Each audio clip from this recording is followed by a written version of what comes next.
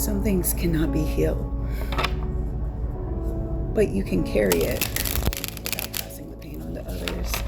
I'm Freya Harmony, and I speak the truth that they want left unspoken. And one lesson I need people to learn, especially if you've been through a whole lot of trauma and you're trying to figure out if you are the toxic one or if the people hurting you are actually the toxic one, because that's a big abuser's favorite trick to play on your mind. People that are toxic uplift themselves at the expense of others. People who are traumatized protect others at the expense of themselves. Spirit, what do I need to know for this person? I hear so many people talking about go heal, go heal, go heal. We got the Page of Pentacles, and we've got the Two of Wands, trying to find the abundance, trying to find the opportunity where it might be, but trying to decide on which opportunity to take might be significant here. We got the Knight of Wands and the King of Swords telling you to stay away from corrupt systems, things. Do the right thing, basically. Build yourself up, but do it in the right way. Don't do it like the way everybody is doing it right now. And I know it puts you in your head, but to go from there, people talk about how you cannot heal others if you have not been healed yourself, but that once again, some things cannot be healed. What I really want to know, what I really want you to ask yourself is, how do you rely on others who claim that they're healed but never really been through anything but the bare minimum pain that comes along with almost everybody's life? No, you turn to somebody who's gotten through the worst of it, because that's the only way to tap into your survival and resilience instincts. We got the Queen of Swords. We got the Sun in the reverse. We got the Queen of Swords. We got the Nine of Cups. This bitch is about to get some wish fulfillment here, whoever I'm talking to. And I think that wish fulfillment might just be you knowing that you're not toxic, that you know that you are a survivor, that you've survived more than the bare minimum. And even if you don't ever get clarity on why these people came after you and hurt you so hard, that battle is no longer yours to carry. You know, when a wound gets opened, or when a wound gets started, my uncle told me one time that sometimes you can't stop the wound before it happens, but you can be there as a bandage for after it starts bleeding. And that's a hard lesson to learn. Sometimes it can be prevented, maybe by telling how people hurt you and who the person was that hurt you. So maybe we can stop it from happening to somebody else. Maybe not, if that person chooses not to listen to you and still likes your abuser more than you. Well, let them stay over there and stay out the drama. Start a new journey, because what did I say? It was upside down before I picked it up. What did I say? We're out of patience. You've been too patient with everybody in this energy. These people that did this, it is time to walk away and start over, start something new. Chariot, what did I say? Stop trapping yourself, because those other people are what's trapping you. You are not the toxic one. You are the traumatized one. What is that? That's the Six of Pentacles in reverse. What did I say? Stop giving yourself away. I hope this helps. Like, follow, share, because when I tell you I've been through the worst of things and still survived, still carried on, still keep going no matter what happens to me. Confirmation. Yeah, I cry every single day. Yeah, I'm an emotional mess. Yes, I take meds for emotional dysregulation, because when I'm not on it, and believe me, about 2 years ago, I was in the hospital because I could no longer regulate myself.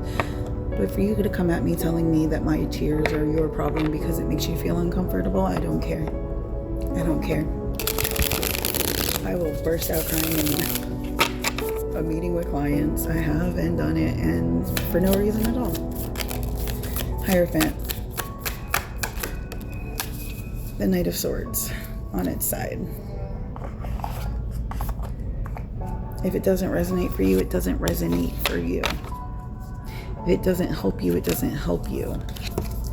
But who else can teach you how to get through it except for somebody who's already been there and done it? Woman to woman. Follow, like, comment, and share. And by the way, hold on one second. Let me go get my book. Backstory about me. I wrote this book because when I was 5 years old, my mom's second husband full on raped me. Gave me to his best friend. All kinds of sick, twisted things.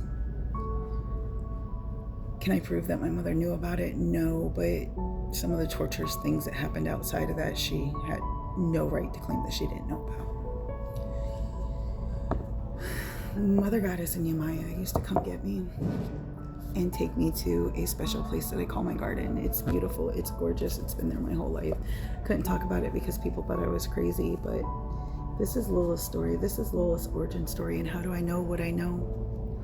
Because Lilith told me.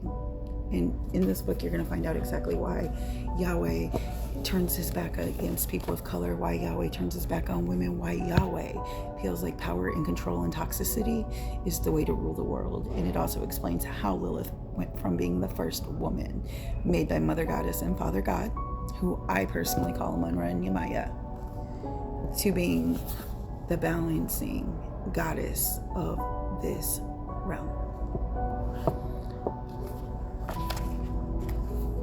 Woman forged from the wound. While Lilith labored in exile, the garden did not sleep. Adam had not left it, not truly. He wandered its edges in the haze of shame and confusion, hiding the shadows of the trees they'd once climbed together. The laughter used to rise from the waterfall now lived only as an ache in his chest. He called her name sometimes, his voice hoarse. Lilith, only silence answered. When he could no longer bear the emptiness, he did what he had been taught to do in moments of fear and lack. He didn't call for Yemaya, not for Munra, but for Yahweh. I did what you said, Adam shouted into the sky. Where do I want to go? When Adam woke, his head throbbed, his side ached with a pain he couldn't name. He groaned, pushing himself up on one elbow, then froze.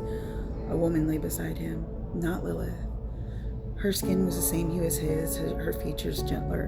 Her hair fell in smooth waves instead of wild curls. Her eyes were soft, fixed on his with devotion. Her hair a warm brown to complement Adam's eyes. Adam, she said softly, as if she'd always known his name. Something in him recoiled, something else relaxed. She is yours, Yahweh said behind him, bone of your bone, flesh of your flesh. She will not leave you, she will not deny you. She was made from you, for you. Adam swallowed, Yahweh's lesson still burning behind his eyes.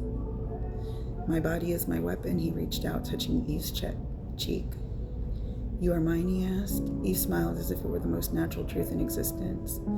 Yes, she said, I am yours. And somewhere far from the garden, a newborn's cry echoed off the cave's walls as Lilith held her son for the first time. This book is searchable on Amazon. There's also a link in my YouTube bio. I can't really speak today, but hopefully the message got across anyway. Love you, miss you, bye.